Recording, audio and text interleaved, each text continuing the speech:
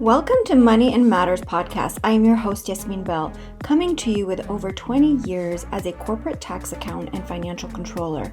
My passion as a financial relationship coach is empowering women and couples, igniting the desire for an intimate relationship with their money. In this podcast, we create a safe space discussing all things money and matters while we curate strategic money moves to build an electric life, both personally and professionally. So decide today if you are a driver of your financial life and are ready to turn your money situation ship into a relationship. Now, let's ignite the CEO in you.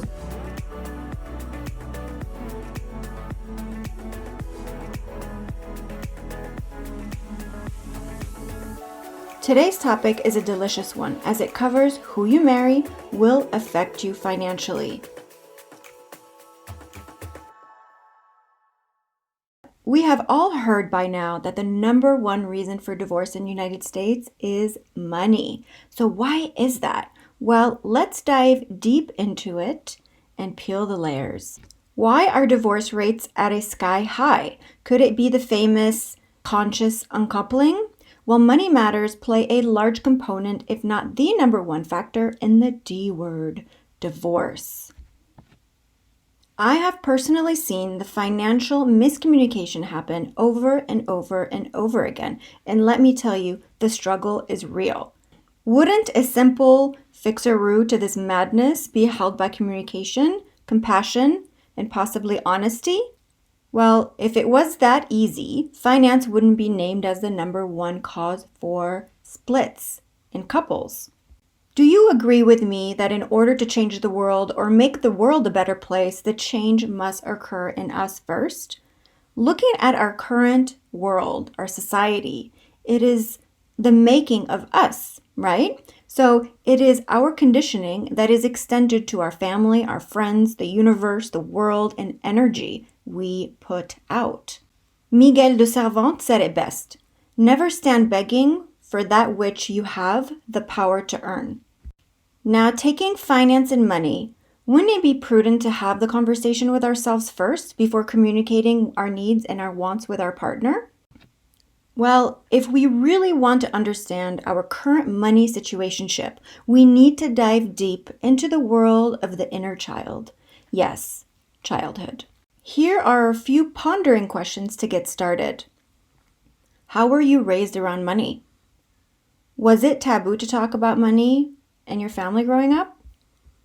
How did you see your parents spend money? Who was the provider in your family or your environment? Which parent did you take to more growing up? Who, in your opinion, was the saver or spender in your family? Did your parents have the same spending habits? Which habits did you pick up on growing up that you can identify as your current spending habit? All these questions stem from really understanding ourselves, but in order to do that, we really need to tap into the past so that we can outline the good and not so good habits we have picked up along the way in our environment as a child. Growing up in our family, my father was the money maker, and my mom was definitely the spender. My mom took care of the house needs, the staff, the food, etc. And then my father, on the other hand, took care of all the money matters. So the bills, growing the businesses, travel plans, etc. And money wasn't really discussed in our family. And it wasn't because it was taboo to bring it up, but it was just assumed that my parents had everything under control. And as children, there was no need to worry. So fast forward, it leads us to today. As working adults with big dreams, leaving behind a history of money management and lack thereof. So the question is, how can we be financially savvy if we had no good role model to mentor us or learn to communicate effectively? How can we have a healthy relationship with our money if we have made, or might still do, made some bad choices in the past? How can we change the timidity around money to have the open relationship discussion issue with our girlfriend, our parents, and even our partners? So the buck stops here. This is where we all need to make a conscious decision together to teach our children, our friends, our community, and our family the truth about money. Okay, but how do we know if we should invest, save, spend, not spend, or stash the cash underneath the mattress? Furthermore, unfortunately, basic personal finance is less likely to be taught in school or in most households. Therefore, we must take charge and turn the old into the new and educate ourselves with each other. And it starts with us. So in the age of information, knowledge is a choice. So you have to decide today if you are a passenger or driver of your financial life. Surprisingly, if finance is the number one cause for divorce, then in order to understand each other, we have to understand ourselves first. So today I'm challenging you to take control of your financial life, otherwise it will control you.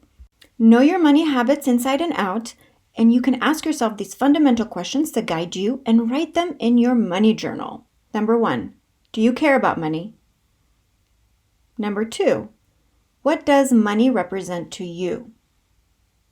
Number 3, what did you learn about money? Number 4, how does money make you feel? Safe?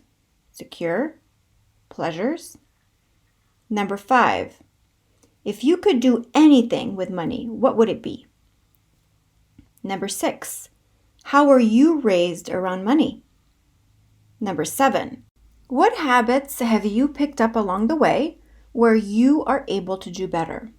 Number 8, what habits have you picked up that are beneficial towards your money matters? Number 9, do you save? Number 10, what is your savings plan for the next 90 days, 12 months, 3 years, 5 years, and 10 years? Number 11, what are the things that matter to you that you save for? Once you have ironed out your personal money matters and really pin down your story around money, you can now approach your partner with the same questions. So the most effective strategy when talking to your partner about money is knowing your core values yourself first, then engaging with your partner to share theirs. Marrying the right person could really affect your financial life, as without proper open communication in all money matters, you risk losing your partner to the number one cause of divorce, money.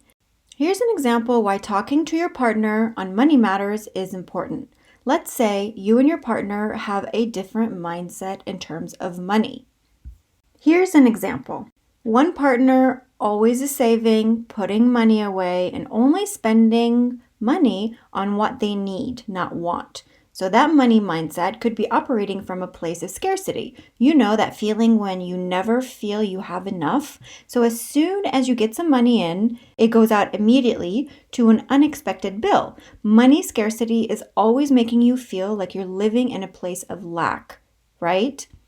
So being able to identify that is very important. So let's say, for instance, the other partner has a mentality of plenty to go around. And even if they lose their job or made a poor money choice, they're confident enough that they will figure it out to make those money troubles go away. So these types of personalities are also known as the abundant mindset. So always feeling and knowing that they have enough and plenty to go around.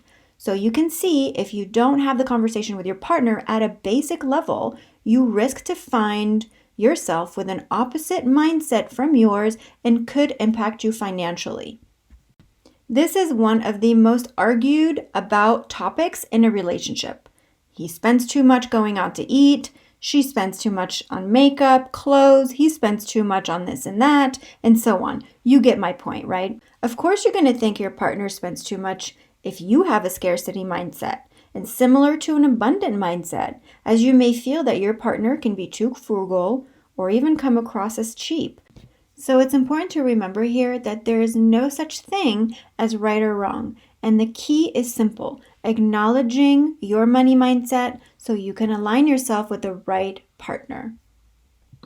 and really understanding the why behind it. So being curious on why your partner would be operating from a place of scarcity or from a place of abundance. What was that thing that channeled them to be the certain way? And really getting to know your partner and where they operate from is truly a powerful place to be. And my grandmother growing up had a very scarcity mindset, meaning she saved every single penny. She worked really hard. She took care of foster kids when we were growing up. And, she even got a medal from the state of New York for all the foster children that she took care of. But she had an abundant heart. So she was very giving. She definitely wasn't, a cheap in that area. She was a very giving woman. But because she came from Lithuania during the war, they didn't have money. She came from poverty. So she valued money as so sacred and kept every single penny, but yet was so generous with others, but yet was very frugal for herself. So understanding that person and who she was and how she gives and how she lived such a simple life made me really understand her on core levels. So for me to buy her an extravagant gift wouldn't really touch her, deep down. But if I did an act of service, then I knew it would run deeply with my grandmother. So, again, it's there's no right or wrong. It's just really understanding and really diving deep and really getting curious about each other. When having the conversation with your partner, meet them where they are. Remember to come together and have the conversation as a unit. This is hard for most folks, I know, as you have to remember that you both can and will solve the issue together and not to make the problem a part of you. And create a culture with your partner where they want to be heard. So creating that safe space with your partner will encourage them to come forward with you more often and trust that you can hold that space for them to be honest and vulnerable with you. A good piece of advice is to be very careful who you take advice from. So unless they are a professional money coach, accountant, or financial advisor, please do your homework. In all things, if we want to see a long-term goal and positive changes, we have to be consistent. So consistency is key when developing a healthy relationship with your money. The goal is to have the courageous conversation about money matters with your partner and allow for the personal growth as well as the connection to deepen in your relationship. The more open you are with your money goals and needs with yourself, the more attractive and confident you will feel, making your partner desire you at a deeper level. And a great way to keep your money conversation spicy with your partner, ask questions from a curious place, not a derogatory place. Think about it for a second.